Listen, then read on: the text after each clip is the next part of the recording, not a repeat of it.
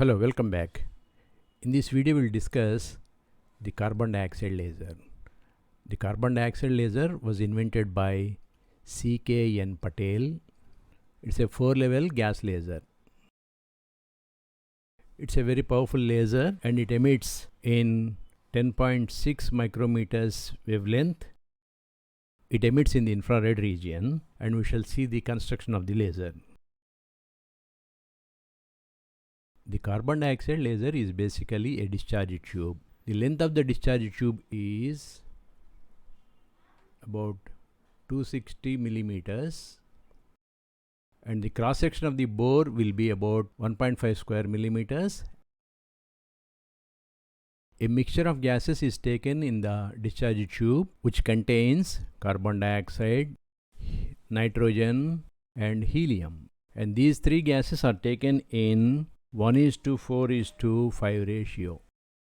The mixture of these three gases is taken in the discharge tube. Along with these gases, certain amount of water vapor is used. The discharge tube will have a Brewster's window on one side, and the purpose of the Brewster's window is to produce plane polarized light. And we have a reflecting mirror on one side, and another side we have a concave partially reflecting mirror. Reflecting mirror and the partially reflecting concave mirror, they constitute the optical resonator. We have the water that is used as coolant because the carbon dioxide laser will emit heat. To cool down the laser, we need a coolant. In the case of carbon dioxide laser, water is used as coolant. We have power supply to establish the discharge in the discharge tube. The carbon dioxide laser is a molecular laser because we have the carbon dioxide molecules. So we have to consider the molecular energy levels of the carbon dioxide. So far we have been discussing only the electronic energy levels of atomic systems, maybe neon or helium or chromium ions in the case of ruby laser. Since we are using a triatomic molecule, that is the carbon dioxide molecule, let us look at the energy levels of the carbon dioxide molecules. Energy levels of carbon dioxide molecule. The carbon dioxide is a triatomic molecule.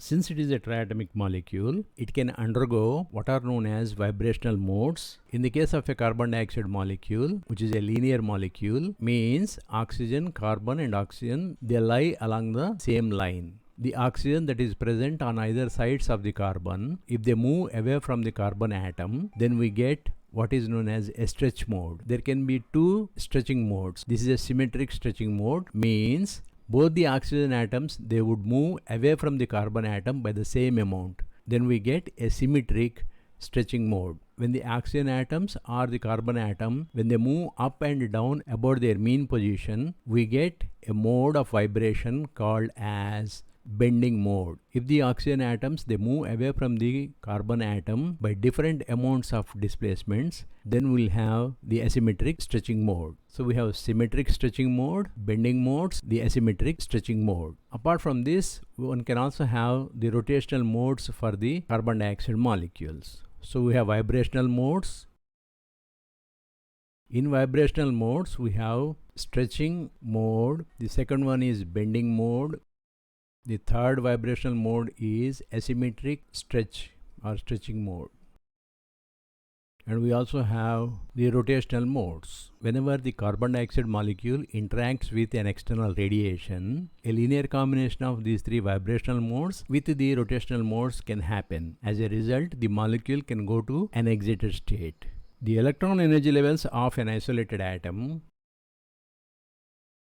are discrete. In case of molecules, the energy spectrum is complicated due to many additional aspects. The electronic energy level is associated with nearly equally spaced vibrational levels, and each vibrational level in turn has a number of rotational levels. Each electron energy level is associated with nearly equally spaced vibrational levels, and each vibrational level in turn has a number of rotational levels. So this is what happens in the case of a molecular system. In the case of a molecular energy levels, associated with each electronic energy level will have vibrational energy levels. Each of these vibrational energy levels can have a number of rotational energy levels. We know that Carbon dioxide molecule is a linear molecule, so it can have vibrational modes and rotational modes. Since the carbon dioxide molecule can undergo different vibrational modes, we represent the molecular energy levels with three quantum numbers, namely m, n, and q. For instance, when we say 100, it means the molecule is having symmetric stretch mode or stretching mode with 1 unit of energy. And similarly, when you say 020, it means the carbon dioxide molecule is in its bending mode with 2 units of energy. Each vibration state is associated with rotational states corresponding to the rotation of carbon dioxide molecules about its center of mass. Since we are also using nitrogen molecules, these nitrogen molecules are characterized by vibrational levels. In the case of carbon dioxide laser, we are using nitrogen just similar to helium in the case of helium-neon laser. In the carbon dioxide laser, we transfer energy from the electrons to the nitrogen and from nitrogen to the carbon dioxide molecules. While in the case of a helium-neon laser, if you remember, the kinetic energy of the electrons is transferred to the helium atoms, and the excited helium atoms, they transfer their energy to the neons, thereby a population inversion occurs. Just similar to that, here we are using nitrogen. Now we shall see the working. Here we have two molecular energy levels. On the left side we have the energy levels corresponding to the nitrogen molecules, and on the right side we have the energy levels corresponding to the carbon dioxide molecules. In the discharge tube, the fastly moving electrons, when they interact with the nitrogen molecules, they will be excited to this energy level. Whenever a collision occurs between the excited nitrogen and a carbon dioxide molecule, we get carbon dioxide in its excited state and nitrogen in its ground state. Here we have the E5 energy level or 001 energy level of carbon dioxide, that is a metastable state. From E5, two downward transitions are possible. One is to E4 and the other one is to E3. These two transitions are stimulated emission transitions. As a result, one can get lasing. Whenever a transition from E5 to E4 occurs, this gives lasing in 10.6 micrometers, and similarly a transition from E5 to E3 will give lasing in 9.6 micrometers. From these two energy levels, that is E4 and E3, the molecule can make a downward transition to E2, and E2 also is a metastable state. As a result, the population of E2 keeps up building. Since the build-up of a population at E2 is not desirable, we should somehow quickly make E2 to have a lesser population so that E1 population would increase. To achieve a quick transition from E2 to E1, we use helium. Helium will help us in making a downward transition from E2 to E1, which is a non-radiative transition,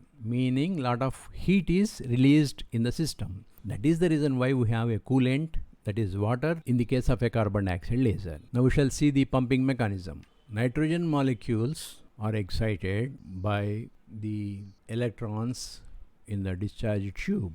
The nitrogen molecule, it goes to a metastable state, and since it cannot make a downward transition, when the collision between nitrogen molecule and the carbon dioxide molecule takes place, energy is transferred due to the resonant energy transfer mechanism. Hence the carbon dioxide goes to the excited state.